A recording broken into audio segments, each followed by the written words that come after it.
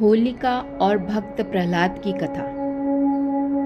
भारत के इतिहास में ऐसी कई पुरानी कथाएं प्रचलित हैं जिनकी याद में त्योहार मनाए जाते हैं।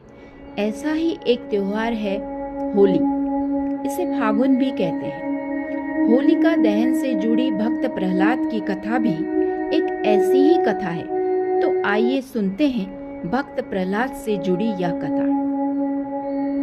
हिंदू धार्मिक पौराणिक ग्रंथों में ध्रुव, उपमन्यु, आरुणि, श्रवण कुमार और भक्त प्रहलाद जैसे महान बालकों की कथाएं हैं। भक्त प्रहलाद हिरण्यकश्यपु राक्षस का पुत्र था। हिरण्यकश्यपु ने तपस्या करके भगवान ब्रह्मा से वरदान मांगा और भगवान ब्रह्मा ने उसे वरदान दिया कि वह किसी भी अस्त्र शस्त्र से नहीं मारा जाएगा, नहीं रात में, न दिन में, न धरती में, न आकाश में मारा जाएगा। ऐसा वरदान मिलने के बाद हिरण्यकश्यपु को लगा कि वह अमर हो चुका है। वह अपने आप को भगवान मानने लगा। उसने सबसे कहा कि सब उसी की ही पूजा करें और किसी अन्य देवता की पूजा ना करें। उसने देवताओं को भी परेशान करना शुरू कर दिया।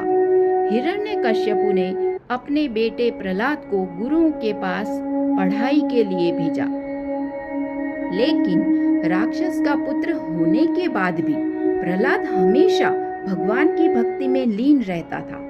जब हिरण्यकश्यपु को इस बात का पता चला तो हिरण्यकश्यपु ने प्रहलाद को बहुत समझाया, लेकिन प्रहलाद ने भगवान की भक्ति नहीं छोड़ी। हिरण्यकश्यपु ने प्रहलाद को यातनाएं देना शुरू कर दिया। अपने सेवकों को प्रहलाद को मारने का आदेश दिया। प्रहलाद पर तीर, भाले, अस्त्र शस्त्र से वार किया गया, लेकिन प्रहलाद के शरीर पर कोई खरोंच तक नहीं आई। हिरण्यकश्यपु ने परेशान होकर प्रहलाद को हाथी के पांव के नीचे कुचलने का आदेश दिया, लेकिन हाथियों ने भी प्रहलाद को नहीं मारा। शेर, विष और हथियार का भी प्रहलाद पर कुछ असर नहीं हुआ। हिरण्यकश्यपु की बहन होलिका भी प्रहलाद को लेकर जलती चिता पर बैठी। होलिका को अग्नि में ना जलने का वरदान मिला हुआ था, लेकिन उसका वरदान भी काम नहीं आया। उसी आग में हिरण्यकश्यपु की बहन होलिका भस्म हो गई। उसी दिन से होलिका दहन की परंपरा शुरू हुई। अब हिरण्यकश्यपु ने प्रहलाद से कहा कि मैं ही तुम्हारा वध करूंगा। देखता हूँ तुम्हारा भगवान तुम्हें कैसे बचाता है।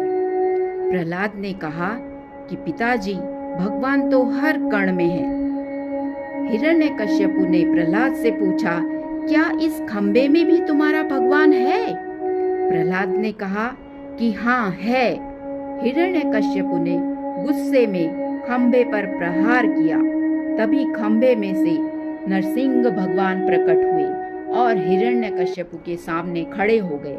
उन्होंने हिरण्यकश्यपु को अपनी गोद में रखा और नाखूनों से उसका शरीर चीर दिया।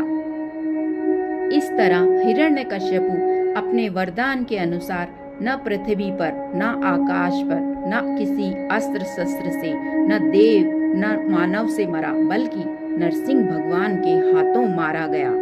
बोलो नरसिंह भगवान की जय। श्री प्रहलाद महाराज की जय।